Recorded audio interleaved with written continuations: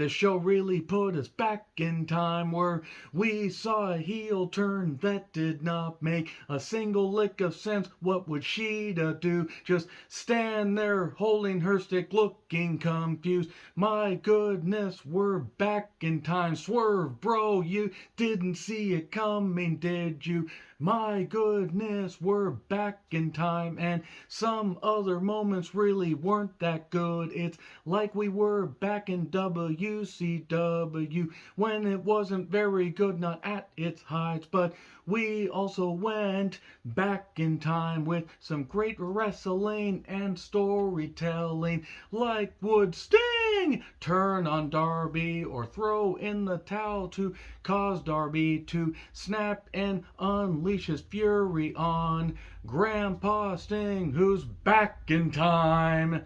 I'm John Rectum with my review of AEW Dynamite from Fresno, California. Why I said that like the Eagles, I have no idea. Let me know your thoughts on the show in the comments, please. Start off on a somber note with a graphic to pay respect to the memory of Jay Briscoe, who tragically passed away in a car accident just yesterday. I feel for all of his friends, immediate family, extended family. It's terrible. I hope his kids pull through. Apparently they were in the car. It's just sad all around. And apparently today is Mark Briscoe's birthday. It's just really, really sad all around.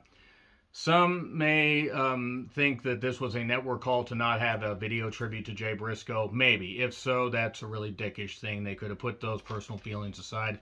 Tony Khan did tweet out, however, there will be a tribute package or possibly a lengthy tribute package of some variety on Honor Club, free on Honor Club to watch, to do every bit possible to honor the memory of Jay Briscoe. So that is definitely nice. And share your favorite Jay Briscoe moments in the comments, please. Rest in peace, Jay Briscoe. Now, that being said, this show was kind of maddening because there were some really good moments on the show. There were two really, really good matches. There was also a lot of bullshit. This, for a while, was one of the worst episodes of Dynamite they've done in a while. It ended up evening out to where there was good stuff, but there was also some bullshit. And I'm going to explain why I felt that way in due course. So, Jane, you ignorant whoop. Can't actually say that word. If you know the Dan Aykroyd skit, you get it. So, we have Orange Cassidy defending the All-Atlantic Championship against Jay Lethal. Team TNA, Jarrett, Sanjay Dutt, and Giant Silva Jr. can't interfere, can't get physical. They can't get physical, or they're going to lose their jobs, or Sanjay's going to lose his job, or I don't... It was really convoluted and stupid how they decided to do this, because now they're in the front row, they bought tickets, and then Danhausen was a security guard or a ticket taker or whatever the hell, and said, oh wait, the best friends can sit right behind you. Okay, why? To what end? I already don't care for Orange Cassidy as it is, but you're going to do this? So yeah, there was a bunch of comedy, a bunch of stupid bullshit. Danhausen grabbed the guitar and started strumming it and running around and everything, and just... God, way to start off like WCW 2000. Really good shit there. Oh, hey, Jarrett, still trying to be relevant, like it's WCW 2000. Cassidy wins, and then we get more bullshit afterwards. That's, you know, what I thought of this goddamn All-Atlantic Championship match. It wasn't good. It was garbage. If you liked it, that's fine. I don't like Orange Cassidy. I don't want to care for Orange Cassidy. But I respect the fact that people like him. I'm just in the camp where I don't like him and I don't want to see him. And I really don't want to see Jay Lethal either. I've seen all that I want to see and then some with Jay Lethal. Video package on Darby and Kushida. And in Top Flight, Darius and Dante taking on the Bucks with Cutler and referee Rick Knox. Rick Knox is an embarrassment to the referee profession. He's an embarrassment to any officials in any sport. I'm sure he's a nice guy. He looks like he was around when Jack the Ripper was a young boy. But nevertheless, I like Top Flight. But same as it ever was. And as the days go by, we get more bullshit with the Bucks. And there are people that may like this. Again, I don't like the Bucks. I've maybe liked a handful of their matches over the past 5 years. To me, they are video game wrestlers, and I will stand by that, because they do the same shit. At one point, Nick ate Dante's gum. I don't care if, we can get past certain things and if we're just going to have to learn to live with certain, illnesses and whatever, but still, that's pretty goddamn gross. I mean, that would have been gross 8 years ago. So we get a roll up for 3. Oh, Top Flight wins just to give them a trios match with AR Fox or Dante taking the pin. That's it. Or Darius taking the pin, possibly. That's the only reason they did this. That's it. I mean, maybe nothing will come of this, but it's not like the Bucks have ever actually gotten anybody over. So anyway, the Guns show up and they get heckled, and then they cut off the Acclaim's music, and then Caster manages. Excuse me. God, I hate freaking winter allergies. I really do. I apologize. Caster ends up, getting his rap restarted. He knocks Hunter Biden, which was good stuff. I mean, look, he can be fair. Both sides of the political fence, just have some fun. Have some goddamn fun. That's really what matters. Caster says a couple other good lines. Says the ass boys, all that. And then Billy says, that's it. I've had it with this. You guys need to start acting like tag champs. And sons, you need to stop being jackasses. You need to stop being ass boys. We're going to have family therapy next week. They're really starting to kind of lose me on this. The Acclaimed and their scissoring and all that stuff, I don't know what this is. So far, again, we're not doing good. Speaking of not doing good, Renee with Hangman. Talking about Moxley and what's next. He needs to mend some fences. How is he was about to ask how Mox was. Oh, never mind. Cool. I like Hangman, but I'm kind of getting sick of this morose version of Hangman. He can be a tough ass kicker that has fit. There's nothing wrong with that, but this is kind of the same repetitive shit they've been doing with Hangman for the past few years. Let's hear it for the Judas. Jericho joins commentary for Ricky Starks going against Hager, his hat, and 2.0. The former 2.0, whatever their names are, I don't care. Jericho joins commentary. This is terrible. This is a terrible usage of Ricky. This entire thing with Ricky and Jericho has not been good. Jericho's basically trying to leech everything off of Ricky because that's all he can do because Jericho doesn't have any talent of his own anymore. Eventually, Ricky does manage to throw 1 2.0 on a table, just having to be set up and the table collapsed. That was a metaphor for the first hour of this show, just giving up. And Ricky does eventually hit a spear for 3 and then runs through the crowd to avoid everybody. Apparently, every Jericho Appreciation Society member just decided to suddenly teleport in a ring. But Ricky says, haha, I am done. Shivani is then with well, actually, we did first get a package on the return of Atom Cole, baby. And then we get Shivani with Jericho, Sammy, and Garcia. It's going to be a tag match next week. Jericho and Sammy. But then Garcia says, you know what? I want it, Ricky. And Sammy says, I'm so proud of you for being, so good and everything. And here, I got you new tights. And if you beat Ricky, you can have my spot next week. They could keep teasing this whole thing with Garcia turning. It's not going to matter now. They teased it to the point where it should have happened. And then they did this. And look, you could take it away from somebody eventually if you do something with it. I'm sorry.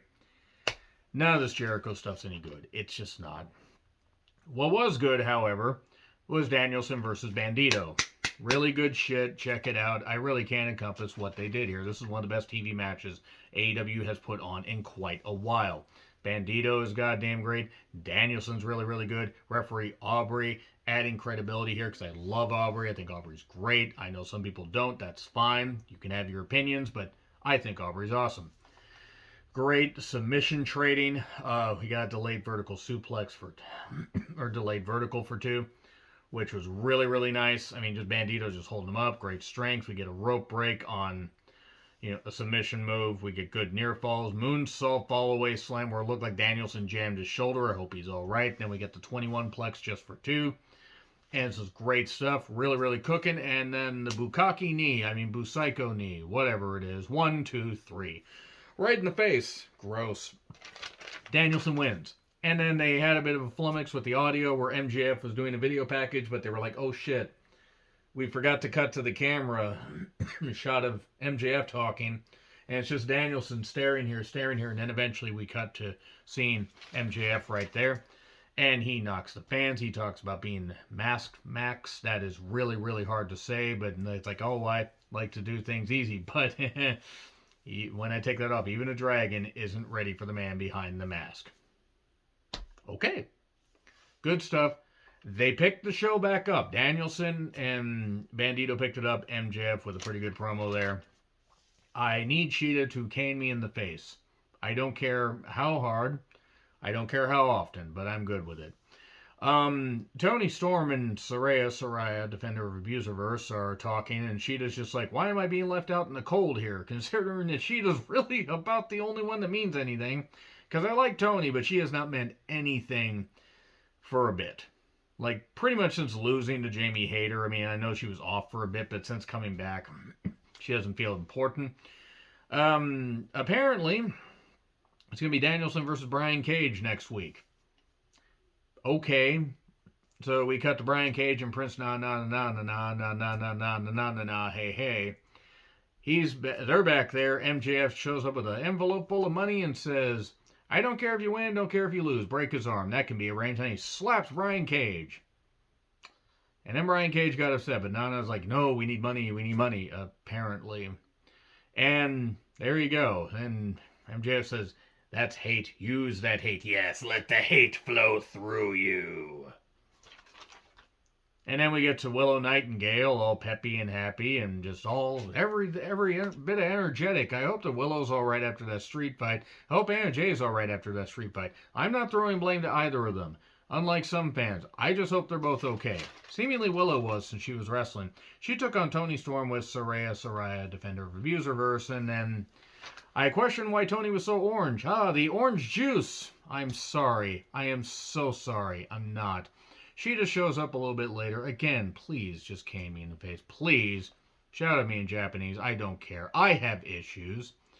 This is good stuff. Because Willow can work. She's got potential to really have a breakout 2023. Tony's very good in the ring. She has never felt colder as far as a character. And then we get a roll up with tights. 1, 2, 3. So, Tony cheats. Sheeta's confused. And then Soraya decides to suddenly attack Willow. And I guess they're heels. And Sheeta's confused. Britt and Jamie are supposed to be heels, though. They were just... Tony and Soraya were just talking about the AEW homegrown talent and all this stuff and everything. And now what? They're going to be an invading force after saying they wanted to help elevate the women's division? I don't think they know what the hell they're doing with the women's division. I honestly don't think they know what they're doing with it. I mean, Soraya was already a heel anyway. Have you seen her boyfriend and the transphobic, homophobic bullshit that he says? And she defends it? Yeah, she's a heel. Fuck Soraya for, thinking that that's a good thing to defend. How dare you, slinky neck bitch? How dare you? So anyway, Ethan and Jungle Boy, OEO, are going to have a match on Rampage. Ethan and Stokely are talking. Stokely definitely tried to talk, but they had to get an 8-foot box for him to stand on camera. Or stand to be able to be seen on camera, that is. A lot of matches announced for Rampage. I guess Jade, Nasty Jade, and Layla Gray are going to be in a tag match. That's for like one friend in particular that really likes that. There you go. There's more matches announced for Rampage. Rampage is just not feeling important. It's really not. Renee is with Takeshita, and he, says some stuff in Japanese, and it seems like they might have Takeshita against MJF at some point. Probably after the pay-per-view, and I'm for it. Because MJF could be contractually obligated to have another TV match facing Takeshita. That would work. That'd work. That'd be something the crowd would pop for. So we get Kushida with Kevin Knight and DKC. Seeing Kevin Knight on this stage after seeing him as Jet Knight on some of the at some of the local indies around here a few years ago, really, really happy for him. He teamed up with Kushida and Best of Super Junior, or Super Junior Tag League, I believe. And DKC, he's good as well. Has some good showings on Strong. And Kushida taking on Darby for the TNT Championship. Crowd was up for it. Oh, by the way, Darby had Sting in his corner. And Kushida dominated quite a bit of this. They did a lot of arm focus that you would expect with Kushida. At one point, it looked like Darby was going to use a chair. But then Sting dyed his hair so much that it was bleeding into his face paint. Unless his face paint was intentionally supposed to just be like that. Because it just looked weird. But anyway, Darby sets Kushida on a chair, tries where he's going to do a dive, but Kushida catches him and does an armbar on the outside, around the outside. Do, do, do, do, do.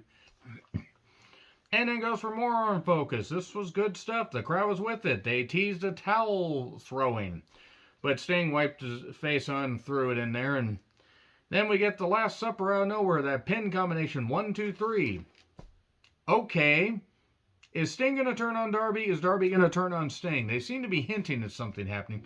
Sting's contract is coming up later this year. And he's done. He said, like, it's pretty obvious he's going to be done. Why would he need to re-sign? Unless there's an option and he wants to stick around for another year, fine. But he's in his 60s, close to his mid-60s, and I really don't think he needs to wrestle anymore.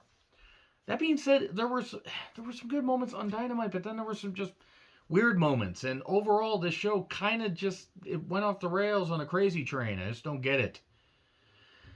Anyway, what do you guys think? Let me know your thoughts in the comments. Like, share, subscribe, Twitter handle in the description. I'm John Rickland. I'll see you soon.